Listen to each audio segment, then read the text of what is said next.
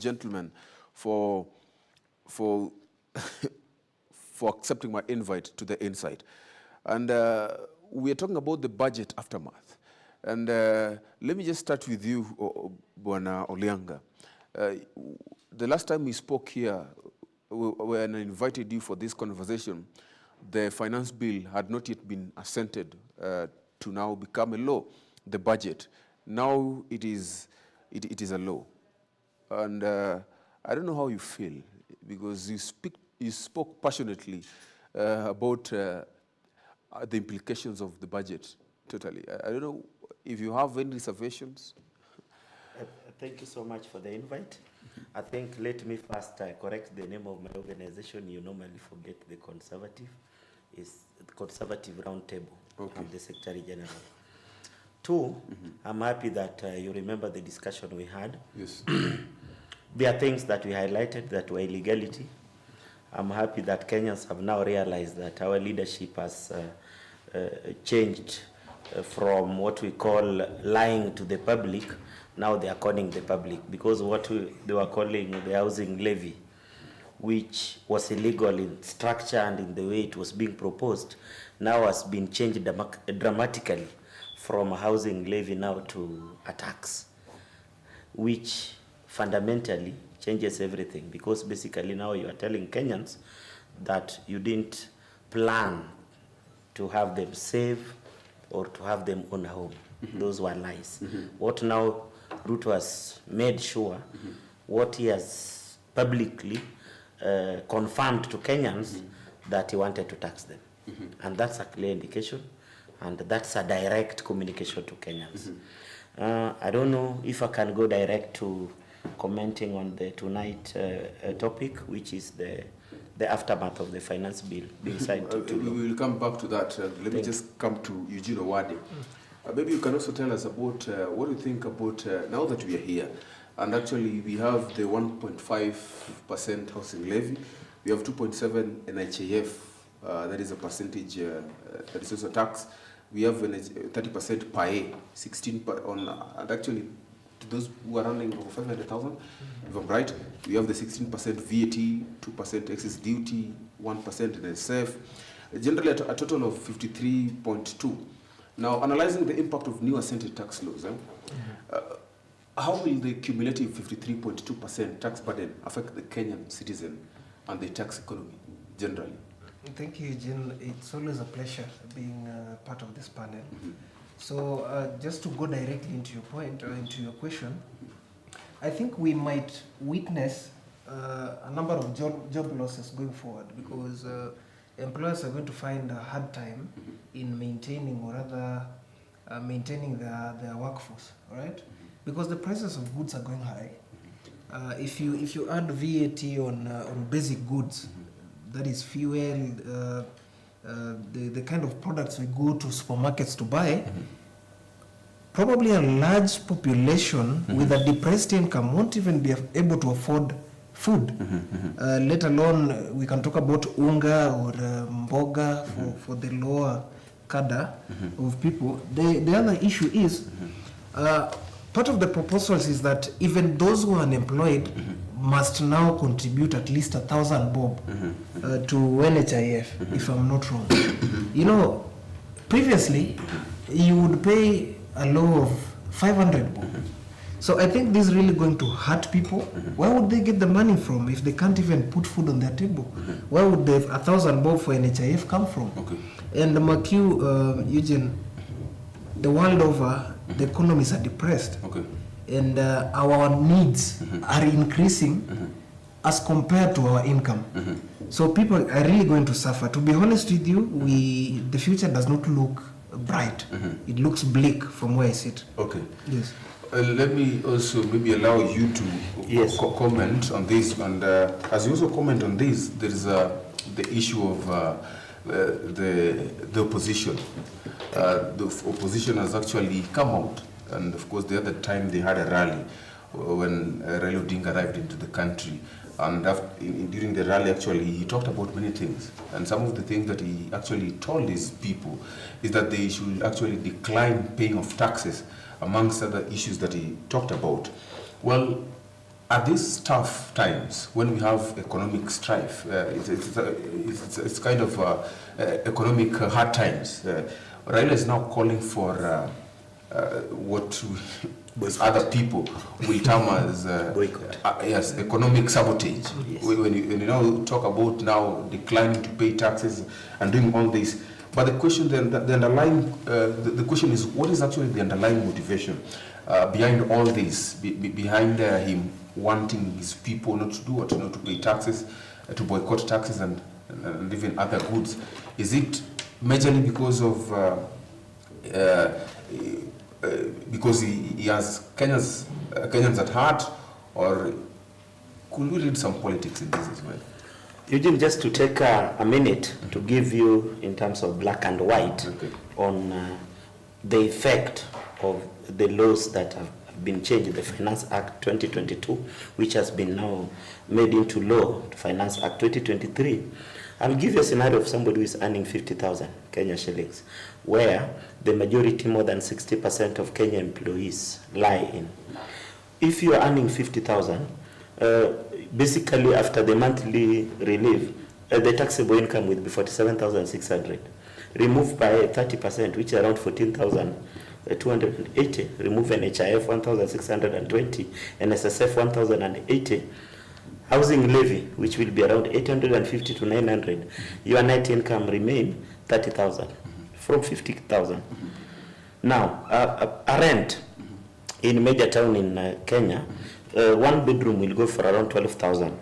Give or take, electricity you spend 1,400, gas 1,400, bus fare maybe 3,500, and you decide to give your beautiful wife 10,000 for food.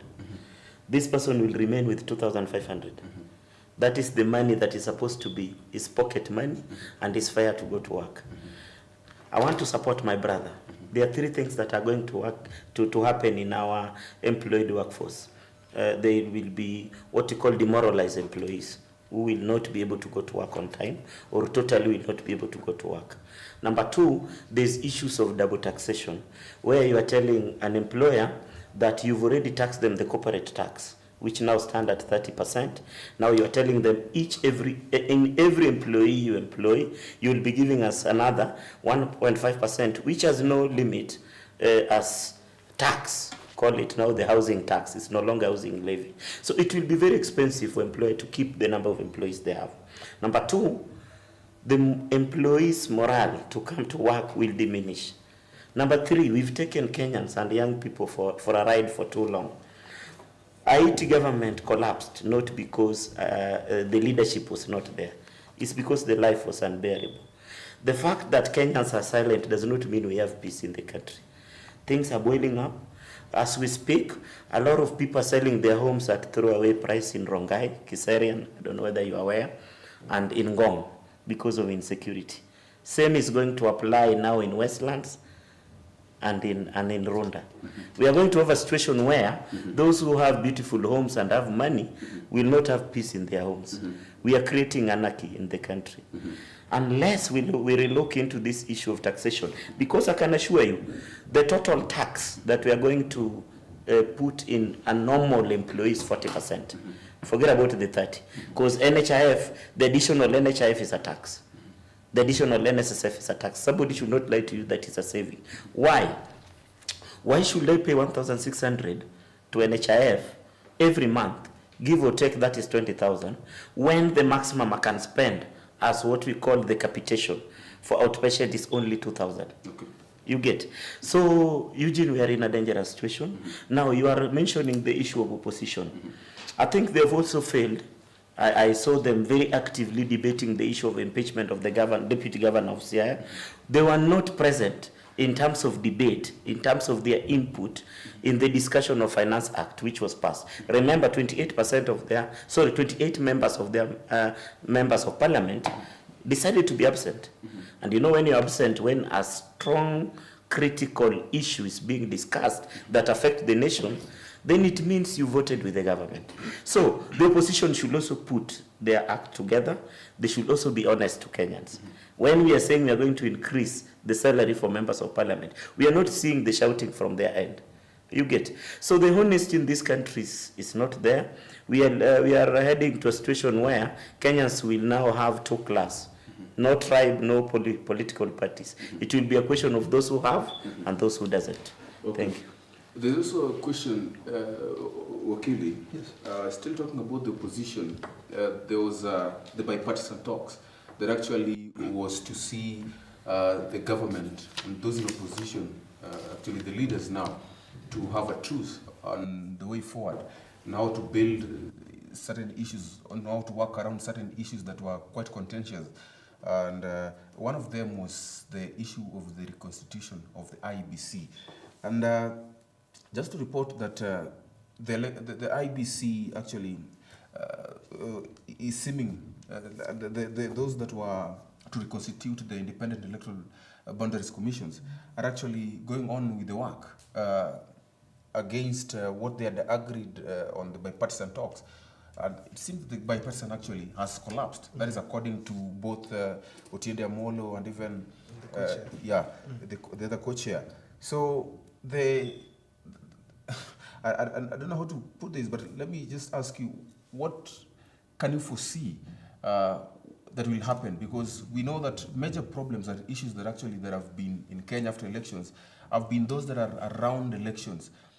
If we do not reconstitute the electoral commission right now, then a lot is also at stake.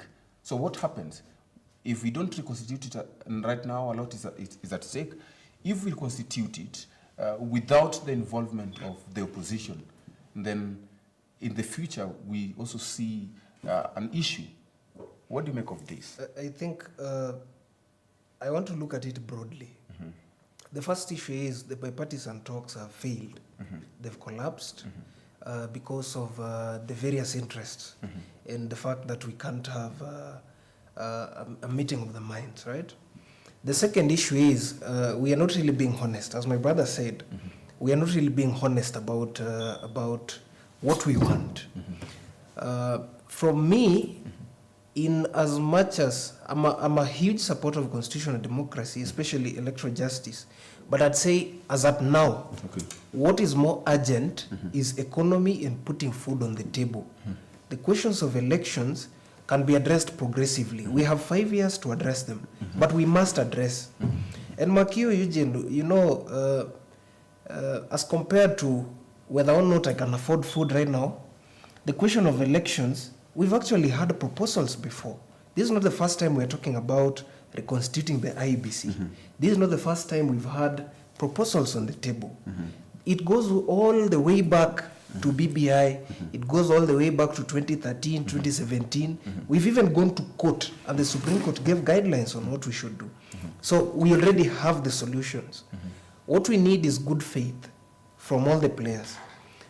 The IEBC needs to be reconstituted afresh, the entire.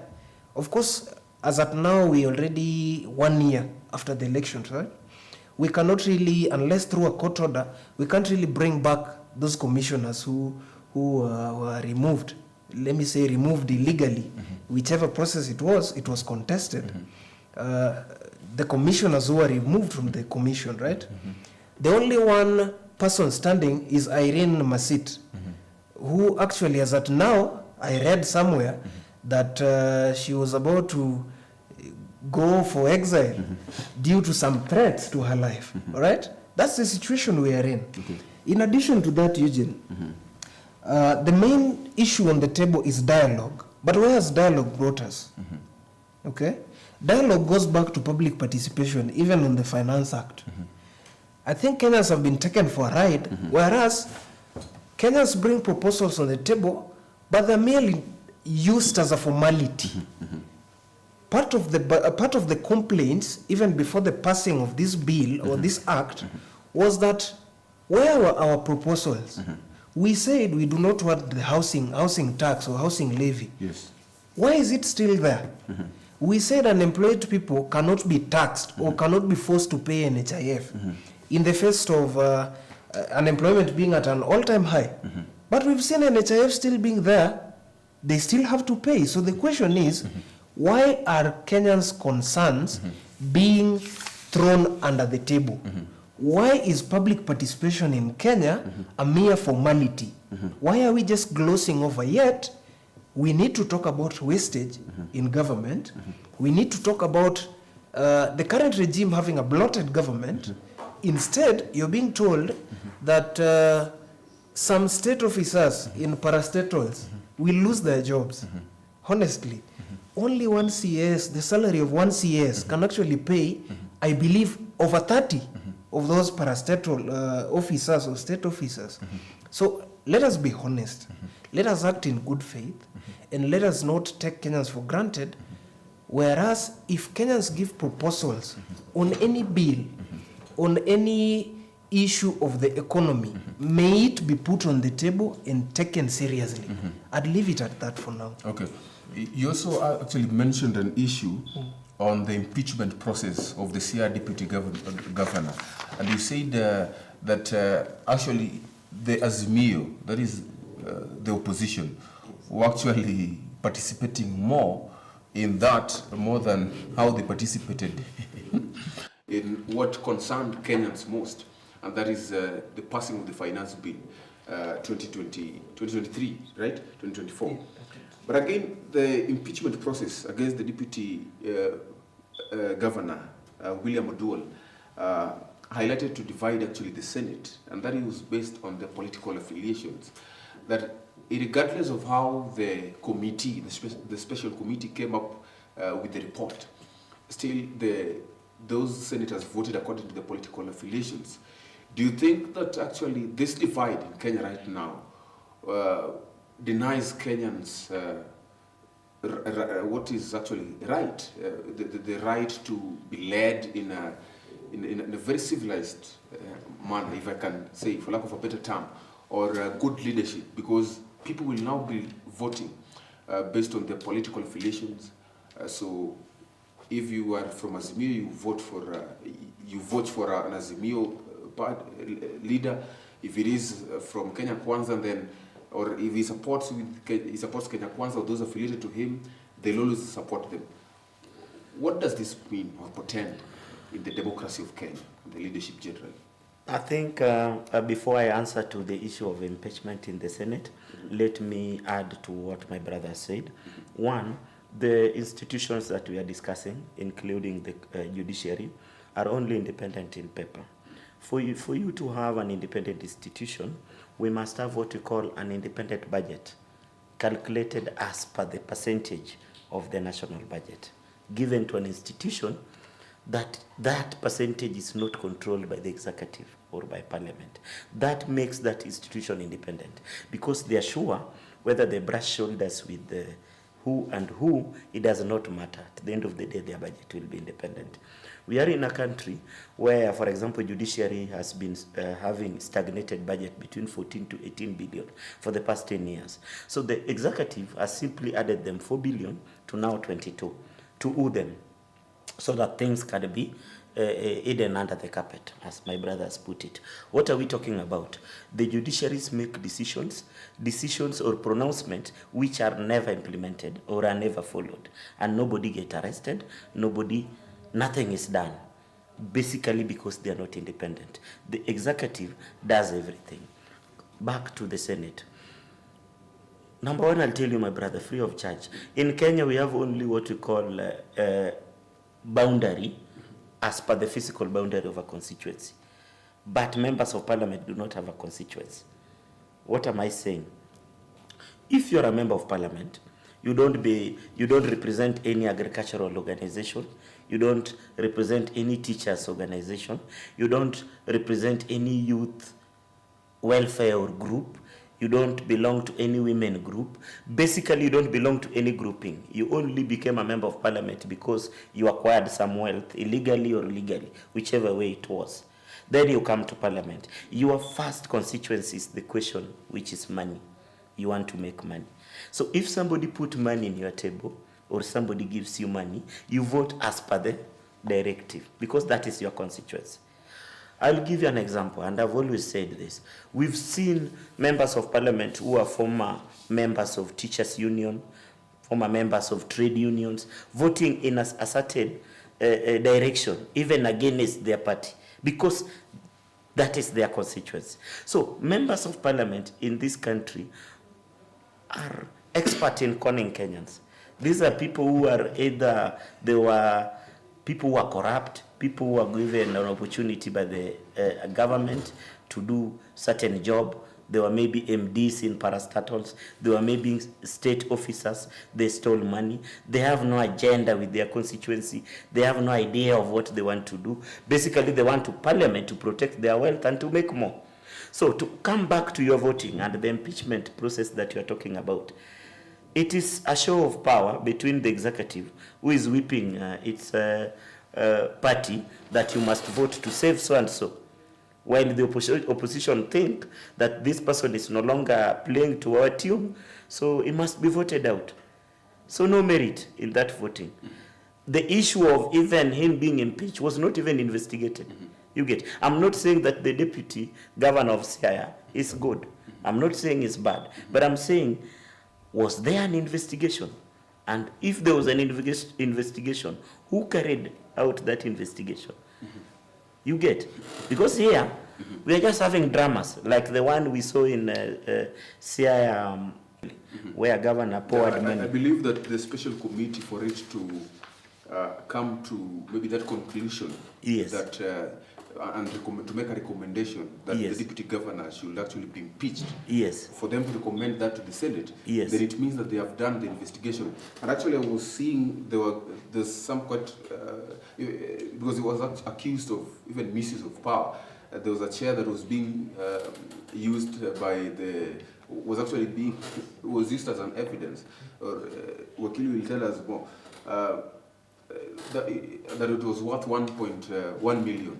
And actually, you look at the chair and the one that I'm sitting on, I think maybe this is better. So, To me, Eugene, the question is, yes, like the Senate, and this is not even the first time, it is not unprecedented. It has happened several times. When we have issues in parliament that have been raised that are quite political, then members of parliament will vote based on the political affiliations. And this will beg the question, because as you say that we have had members of parliament who enter into parliament on the basis of the wealth they have acquired.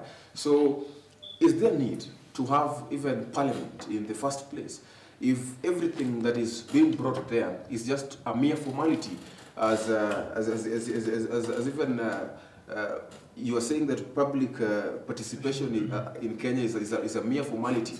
If you have these things even happening in parliament, is there need of having parliament?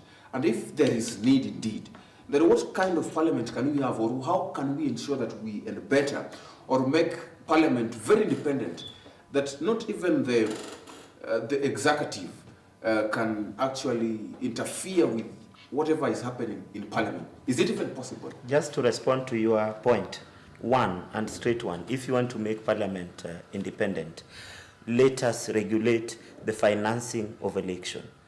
We must have a maximum of how much you can contribute to election. If you are a member of parliament, it must be stated clearly, probably, that the maximum you can contribute individually is 5 million. So that if you want to finance your election up to a tune of 20 million, this other money should come from those who support you within that constituency. It should be from organization, from individual who prefer you as a candidate. That's what happened in US. That's what's happened in Britain. When I bring my money to support you to be a member of parliament, you, by and large, you will really listen to me, because I'm the one who contributed to your success. You get. But when you come with your ill wealth and start distributing, then you know you owe me nothing. Because at the end of the day, it is your wealth to put you in power. That is how you can make parliament independent. Number two, when somebody is bringing a chair worth 1 million to Senate, first thing that comes to my mind, a deputy governor is not an accounting officer in the county. Number two, deputy governor in this country does not have a budget. We have budget for the governor's office. We have budget for each department in the county government, except for deputy governor. We are also in a country where deputy governor lack roles. These are people who look like a flower girl. They don't know what they are supposed to do there beside being called a deputy governor. Unless a governor dies, they have no role. So we should look into a situation where a deputy governor should be also be given a CC role. Okay. Probably they can be a CC of health or a CC of trade, so that they have something to do beside being a deputy governor. Number two, saying that they bought a chair worth 1 million, that's a lie because they don't have a budget. So the person who procured that chair, we should be told who is that person. Okay. And who was the accounting officer. Wakili, you will also delve into that matter as you tell us more, or give us a broad perspective of how you think about it. But we're taking a very quick short break, and then we'll come back break. So, Tuda Bwanda before is our SMS line at Eugene Ochieng at GBS TV Africa. You can get to converse with us so that we get to highlight each other more. Well, stay with us.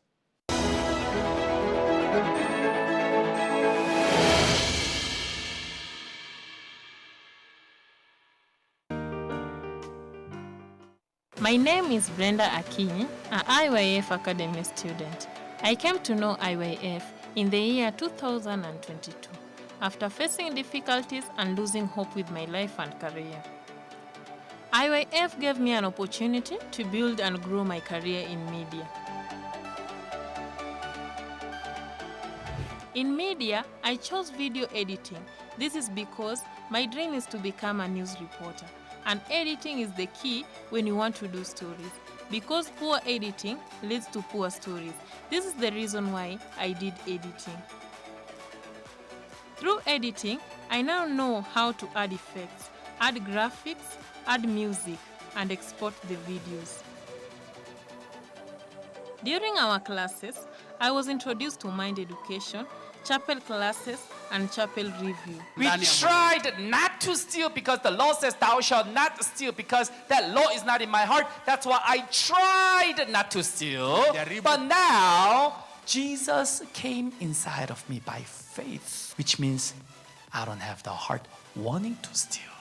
He became the law in my heart. He became the master in my heart. That's why keeping the law is not done by works and law. Keeping the law is done by the heart, by Jesus. In chapel class, I learned more of God and how I can receive Him and have His thoughts, which really has changed my life, because I was that person who took things negative. But after Mind Education, my heart changed from negative to positive, and my thinking capacity completely was impressive, which I believe in God that all things are possible. I'm so grateful to be an academy student of IYF.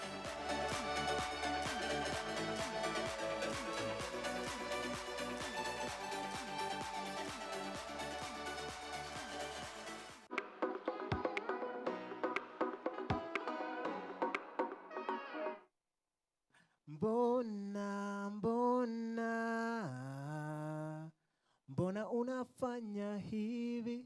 As usual, we have an amazing show for you today, because the person today we have on this show is what we would call a multi-hyphenate. I love art. So naturally, I have a very free spirit when it comes to artistic disciplines. What don't you do? Math. You and I both. If I go way back, I guess I always wanted to be on stage, yeah? So Nyinyi ndo mlikuwa founders wa Sip and Paint, mkikunywa juice box ya Raibina, mkichora na vidole.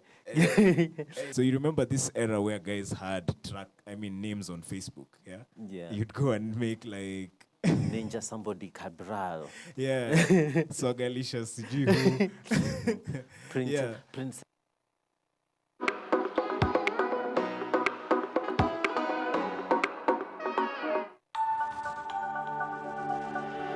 Everywhere, GBS.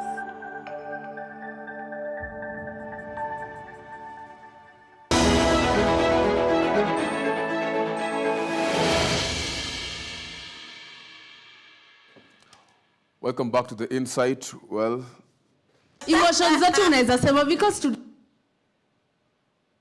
welcome back to this live broadcast. We continue with this conversation, and of course we were with the Wakili here. Wakili, you are talking about, you tell us about what you think about yes.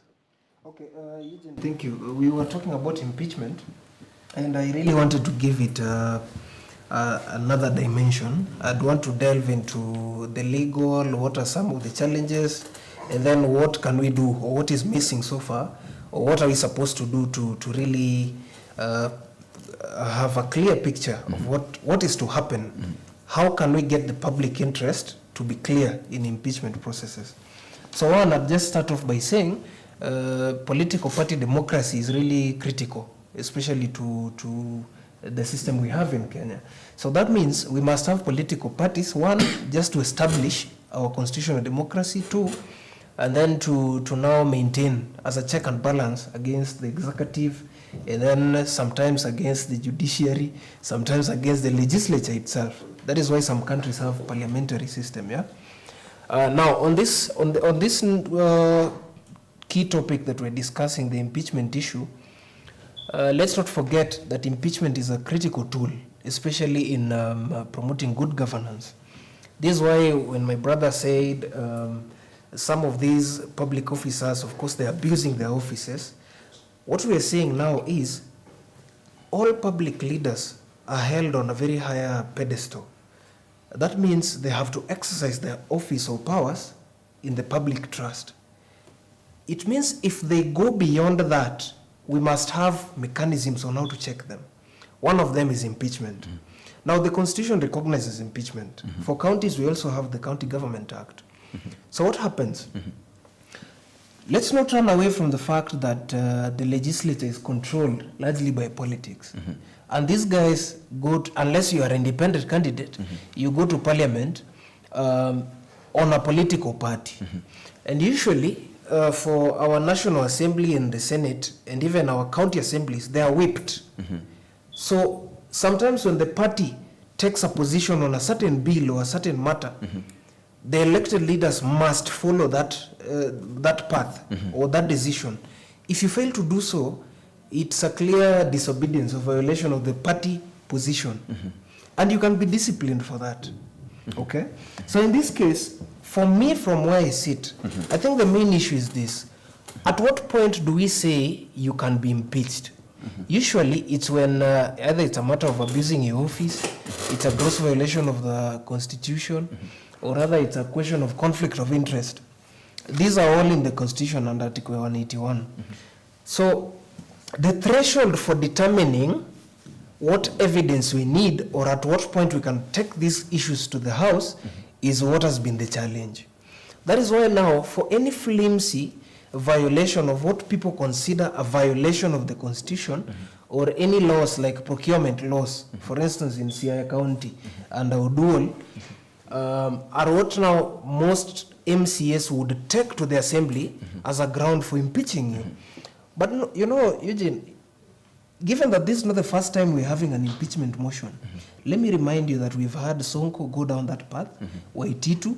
The most recent one was, apart from Oduol, was Kawira Mwangaza. And if I take you way back, given that I'm trying to give it a legal aspect, in 2014 we had the Court of Appeal say, those grounds under Article 181, under those grounds, not anything that you do which is considered a violation of the Constitution is actually a gross violation. You know, there's a difference. You can violate, but it doesn't necessarily mean we can impeach you because that is a gross violation. But our assemblies, as I said earlier, these guys are not listening to courts. These guys are not reading. They are not reading court decisions. So they do things because of politics. So that's one way of looking at it. The threshold of taking impeachment cases to our assemblies or houses has not been really what we consider the constitutional threshold under Article 181, or satisfying the principles of devolution under Article 174. Okay? So what do? We need a legal framework, which is not there so far, Eugene. We do not have a law that guides, that says, these are the grounds for impeachment, this is the way you go about it, this is the evidence needed. Remember, not everybody who sits in that Senate committee or that county assembly panel, even if it goes to the National Assembly, not all those guys are lawyers. They may not understand the evidence needed and how that burden shifts. That is why sometimes you see these guys go with lawyers. Now let me ask you this, Wakil. Okay, yes. There's also a question of state capture. The issue of state capture is actually something that we have talked about it for quite some time. When Rigathi Gachagua was, I remember his time when they were campaigning, it was so much about state capture, this state capture, that. And so when you talk about state capture, it's something that I know it rings so much in your mind, even as a legal expert. Now, how can we ensure that the legislative arm of the government, which is very critical in lawmaking processes and also in oversight issues, is not captured under state capture, works independently? Because you talk about, yes, these people, they work based on the political affiliations. But how can we ensure, or what are the laws maybe that should be introduced that can see that regardless of how they vote or how they work in parliament, they're not subject to discipline by their parties, yet maintaining discipline to democracy? How can we balance that? Eugene, there are three issues. One, let me just begin from where you just left it off, because that is a bit fresh. On matters of political party discipline, it's a broad question, but it goes back to how our political parties are structured. You know, these guys, sometimes, most of our political parties are framed around, they're built around individuals. They're not ideologically based. That is why you see all these disciplinary issues and all these, all these witch hunt, or we can call it so. The second issue is, ideally, or under our constitution, all elected leaders are supposed to be objective, or work towards the public interest or the interest of the common mwananchi. But most of them don't do this. If all our political leaders were objective in how they argue, in how they represent us, then they would not really go by like sheep, just to put it plainly. They wouldn't be sheep, just being herded into a corner, and they stick by it. That is when you'd have dissenting voices from an individual corner. For instance, this MP from Mount Kenya region, who was opposing the Finance Act, and you saw the reactions from all over, right? So we need to, at this point in our democracy, we need to appreciate the dissenting voices, as long as they're objective, Eugene. The third issue is this. We have had proposals on how we can have an independent legislature. Of course, we cannot have, the legislature cannot be totally independent from the executive. Actually, that wouldn't be healthy for a democracy. There's something we call fusion of powers, but they have to be checked. So the presidency must, that's why legislature passes bills, the president assents. If he has some issues about it, you take it back, you know. So that balance, that pendulum balance, that is what we call the fusion. It cannot be clear. So what do? The BBI and other proposals back then proposed that we have a parliamentary democracy. Parliamentary would mean if you had a prime minister in the legislature, of course the prime minister is not elected on the majority party, maybe elected on the majority party, but the president would be a different person. So we'd have a prime minister and a president separately. Of course, this would need reform. It would need an amendment of our constitution. But it is one of the proposals that had been said. It helps. Take an example of the United Kingdom. It is not a perfect democracy, but we can see that a prime minister can be impeached or removed from the house. Even for as little as we have a law on COVID, you have to wear masks. If they don't wear masks, they're removed. So parliamentary system would be one way to go. It is a one way. It is not perfect, though. Thank you. Still talking about this devolution, in the context of devolution, we have had issues between the top county officials. And even at some point in our country, we were seeing the issue between the president and the deputy president, and that is the Ruto government was experienced so much because that was under the new constitution, the top and the principal assistant are elected as one into the office. So they're like one. But the question is, how can we generally see to the improvement generally? How can we see that the relationship between the top county officials or even in government, the national government, are improved, or they have got clear work to do, so that they do not brush shoulders all the time? Because we are experiencing that so much, even in the country, even right now. Okay, I'll start by saying that leaders, and more so the governor and deputy governor, brushing shoulders sometimes is healthy for a county government and healthy for the county, because it means that they have a divergent opinion, which is good. The challenge we are having with the county government is not even the issue of deputy governor and governors probably sometimes having a problem. But the framers of the constitutions were very clear. They wanted a county government that can do more on productive economy. Today we are having a county government that is busy launching stadiums that are built by the national government. And they are telling the people that this is our work, which is very dangerous. What they're supposed to put their effort on is the issue of community health care. And I've given an example of Nairobi under General Mbadi. Each and every ward in Nairobi is constructed at a level 2 clinic. That's what the county government is supposed to do. They're supposed to make sure that after constructing this infrastructure, they have a nurse or a clinical officer to man this clinic, so that we can fight the communicable and communicable diseases as from level 2, and we can have a healthy Kenyans. Number 2, we have the issue of agriculture, supporting farmers with farm input, with basic irrigations. These are the things they're supposed to do. You get? But what are they doing? They are busy coming up with projects that what I can call pork barrel, projects that are meant for them to loot, projects that does not have a direct impact on majority of their county residents. You get? And this is what is making our county government fail. Not the issue that they're having trouble a bit with their governors or deputy having a problem with their governors.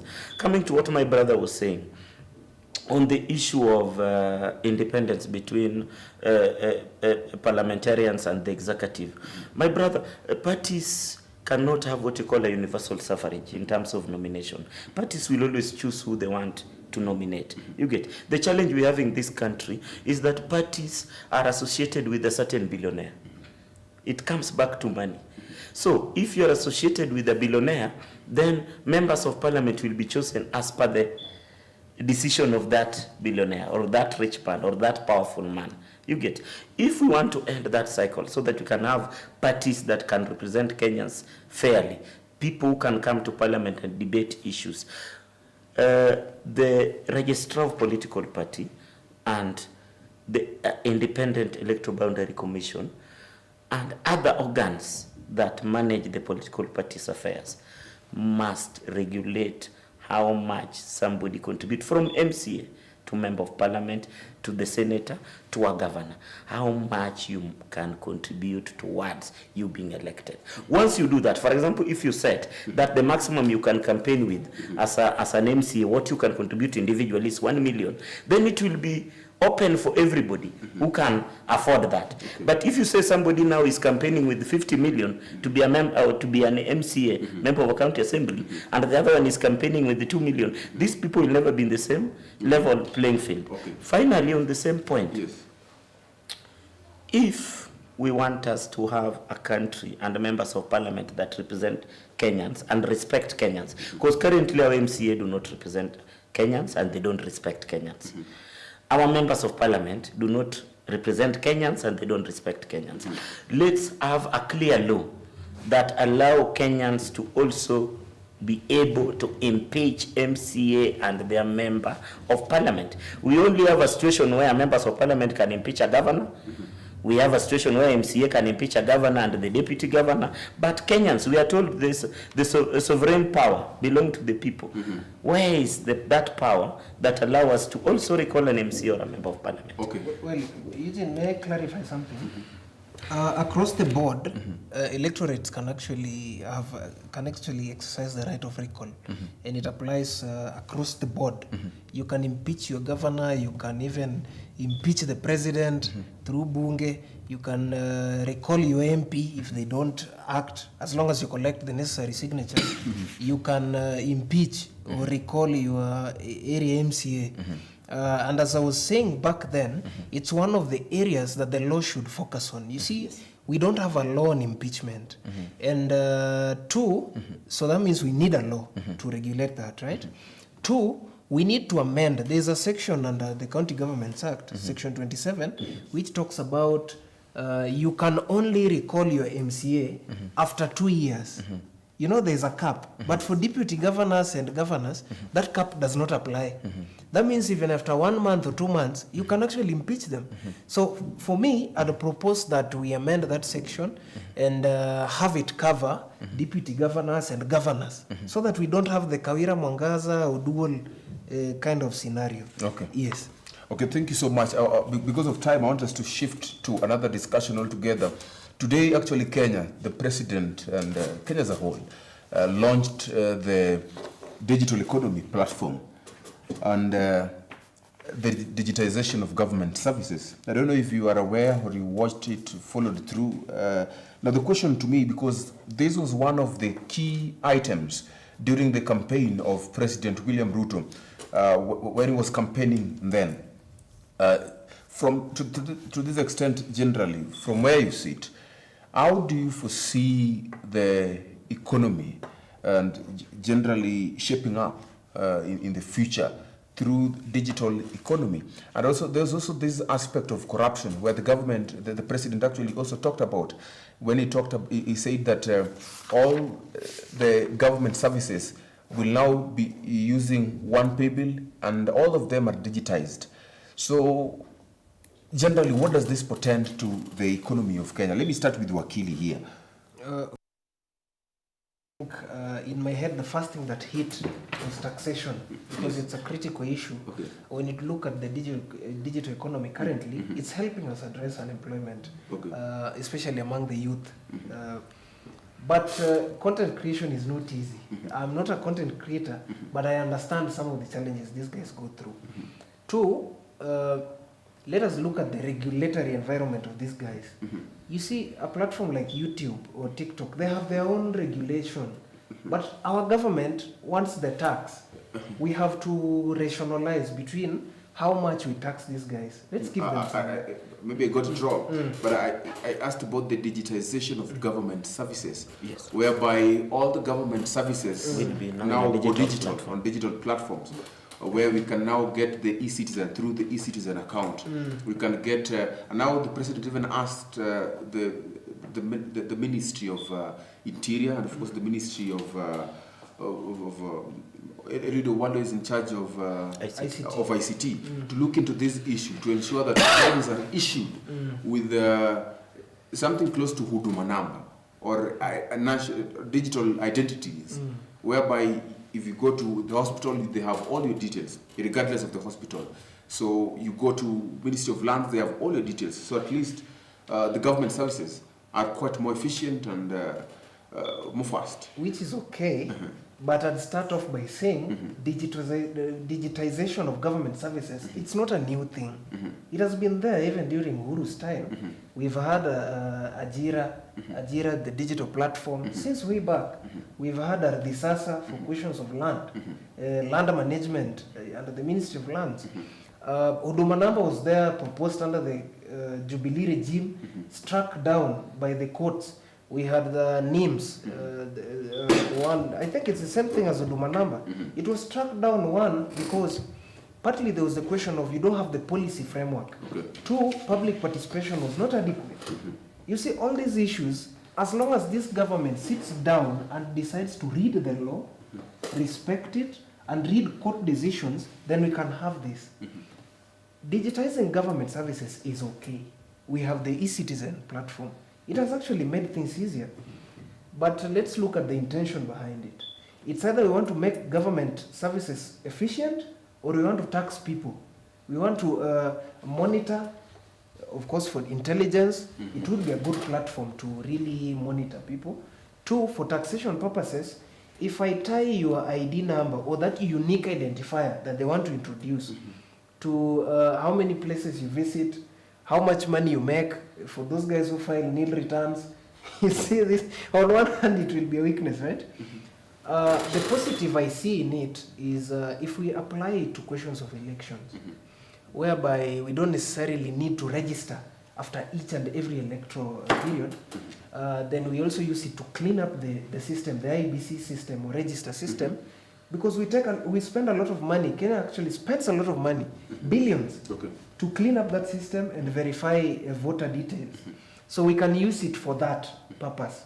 But for mambo taxation, I'd think about it. Okay. Yes. So, digitization of government services.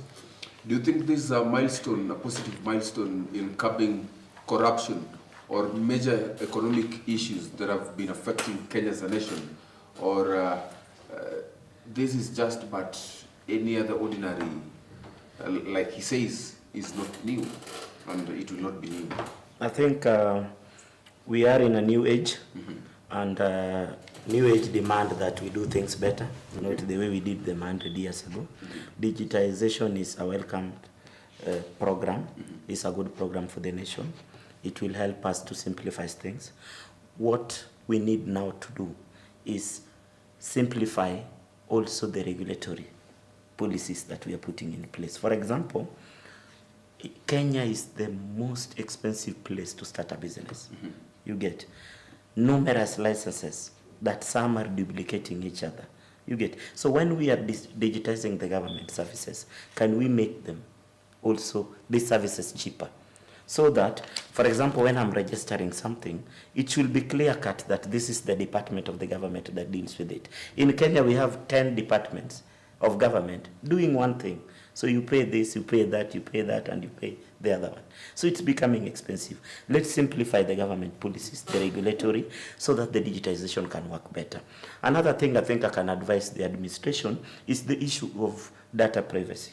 The other suggestion to have the Huduma number during Uhuru time was shot down by court, simply on the issue of privacy.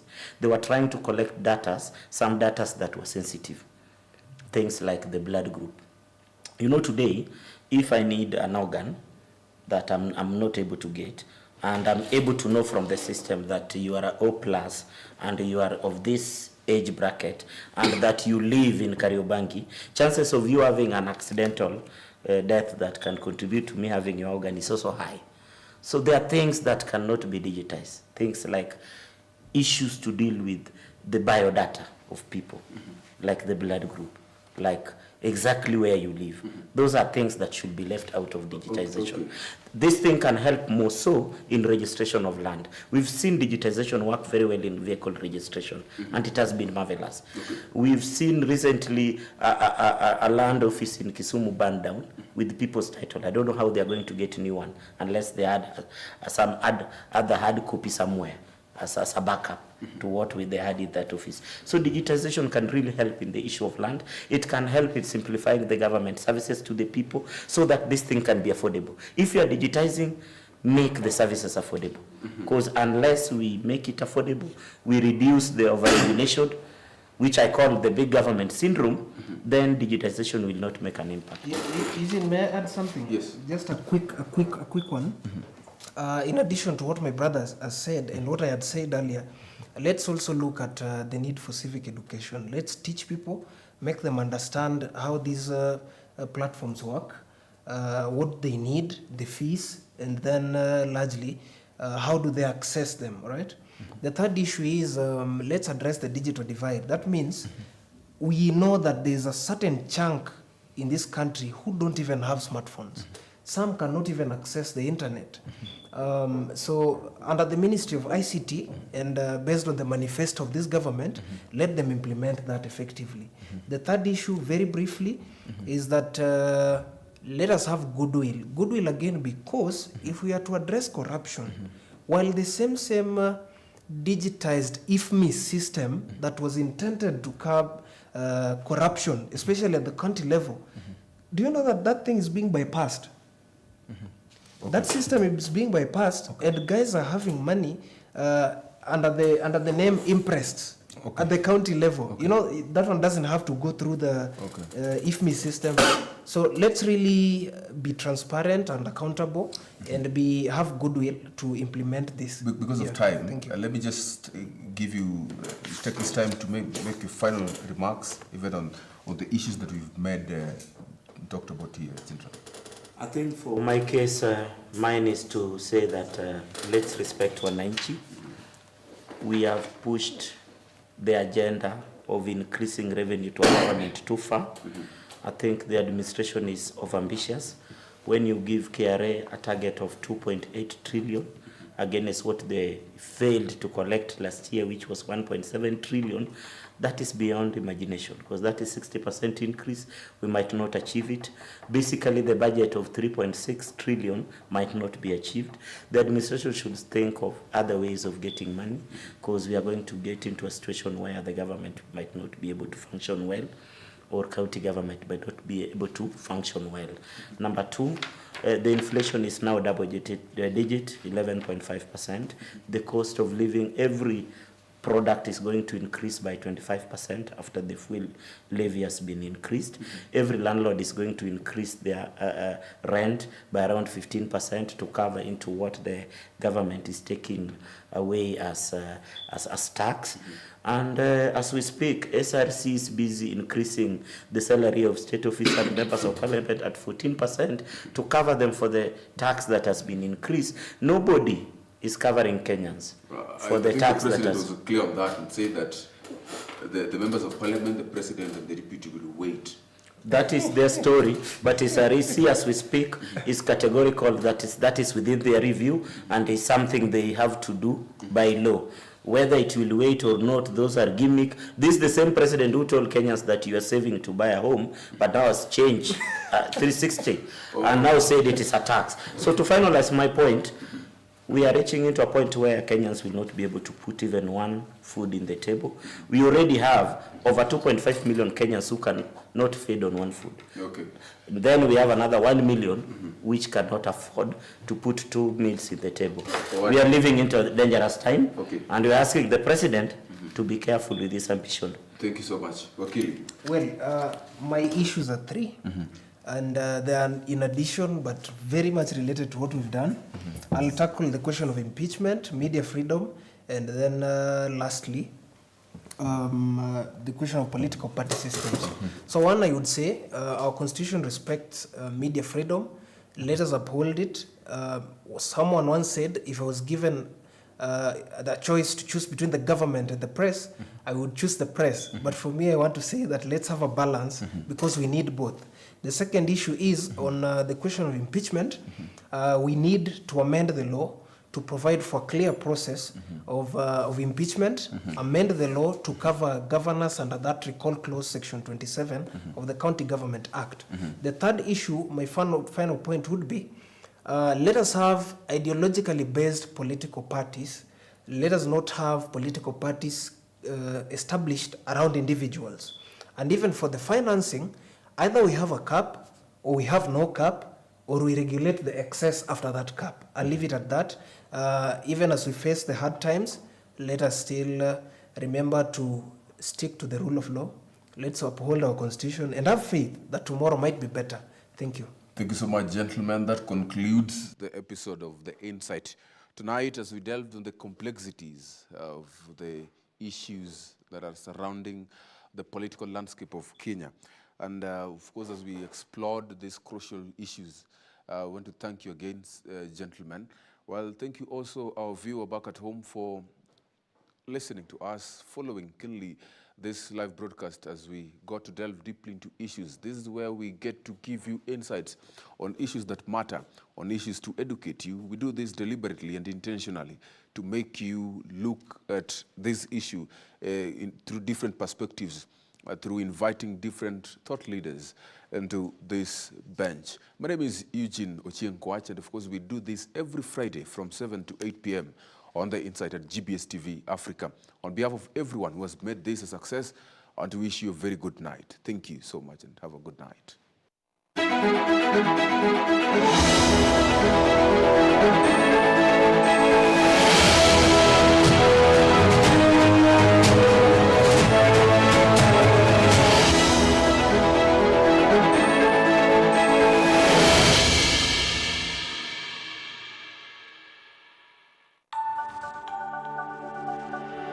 Everywhere, GBS.